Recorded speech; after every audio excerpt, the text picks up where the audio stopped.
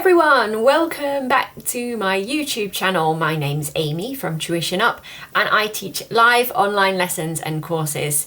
Today is a video for parents. Sorry guys, children, not for you. This is for parents. I have a lot of parents message me and they wonder about the accessibility of my lessons for their children. Sometimes children have special educational needs and parents sometimes send me a message because they're wondering about how accessible the lessons are. So I just want to share some ideas and give you some examples of how I approach that in my group lessons.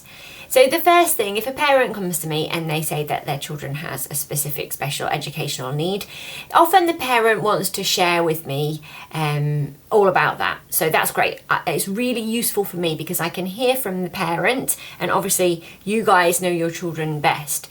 Sometimes parents share with me any ed psych reports or any reports that they have about their children's needs, depending on what it is.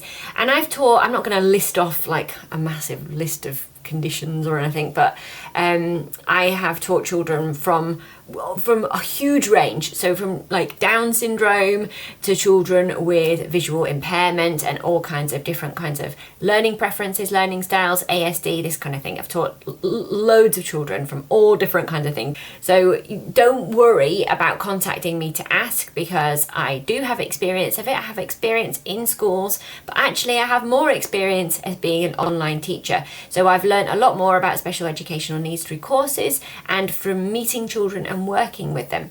And it's important to say here that not one child will work in the same way as another child with the same condition. So it is really important that I speak to the parent and I get to know the child and the way that they learn and their preferences, so I can change the lesson, I can personalize the lessons, and I can make it more accessible for them. So that's the first important thing. The first thing I do when children come into the lesson is obviously I welcome them, and it's very strange meeting a stranger online for the first time because there is a certain kind of anxiety that goes along with that, and I totally understand that. So it's really important that I can make children feel at ease, and I do that by kind of setting expectations for the lesson. So children can communicate with me in a multiple of different ways, and it's important that they know that and they use the one that's most comfortable for them. So some children quite simply want to speak to me, so they put their hand up and they answer in lessons. Other children don't want to speak to me, and that's absolutely fine. They will write their answers to me, or they will write their answer down, share it after the lesson, or they will write the answer in the chat and share it, or they'll send me a direct message. Okay, so I want children to make sure that they feel comfortable, and if a child is uncomfortable in the lesson, then I know that they're not going to learn. So I don't want that to happen. I want them to feel comfortable. Their well-being is the most important thing, and that way I know that they're going to learn something. It's really, really good as well for me if I share, by the end of the lesson we will have done this. By the end of the lesson you will have created a poem with a simile or something like this. And I always say to them, don't worry if that sounds difficult, because I am here to help you as we go through, and I'm here to guide you with it. It's important that steps are broken down as well. So in this poem that we're going to write with a simile, that all the steps are written down of how to do that, how to be successful. First you need to do this, then you need to do this. So it's in manageable bite-sized chunks, and we will go through those in order. I never say, oh no, that's not the right answer, or no, you're wrong. I never say that.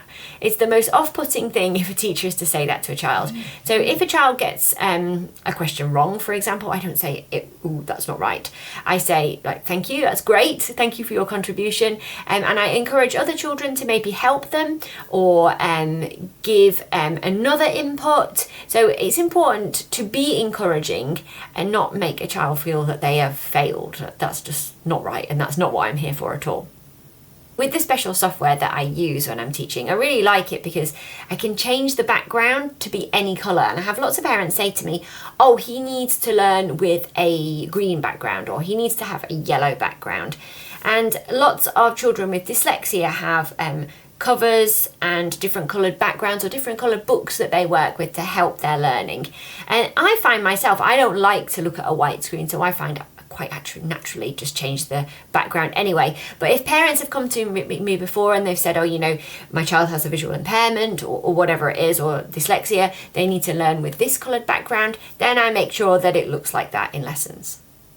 Children and adults, when we learn, we have something called a sweet spot, which is the space in which we can do the most learning. So to get into this space, we have to kind of get out of our comfort zone, because within our comfort zone, we're not really stretching ourselves and we're not really doing any extra learning. So to get into this sweet spot, we need to be helped and we need to be made to feel comfortable when we're taking risks. So we're out of the comfort zone and we are supported to take risks. And it's a dangerous place, this, because you can make mistakes. But when you make mistakes, those mistakes are not to be seen as a negative thing. This is the area where we're building up our ability. We're stretching ourselves. We're doing the most learning. And if children feel comfortable in this stretch zone, which is in the sweet spot that we feel when we feel comfortable enough to take those risks. So to build up children's resilience, we need to make sure that they're okay with making mistakes. And it's great to have an environment, an online lesson, an environment where children feel they are happy to make those mistakes. And they're not going to think, oh, I got it wrong, I got the answer wrong. It's important that we celebrate those mistakes, not in like a big party way, but we make sure that children know that they're okay to make. And mistakes are actually quite good because we can learn from them, we can better ourselves. And often we can't find out how to do something if we don't make a mistake beforehand. So in lessons, sometimes I make mistakes, we fix mistakes in sentences, and we celebrate those mistakes because we are learning from them. Not all children are good at the same thing. And I'm going to give you an example from a lesson I did, a free lesson Friday, which was a few weeks ago, and we did it about World Book Day. I was aware that it was going to be perhaps very focused on reading, and I know that not all children enjoy reading, and not all children feel that they're good at reading.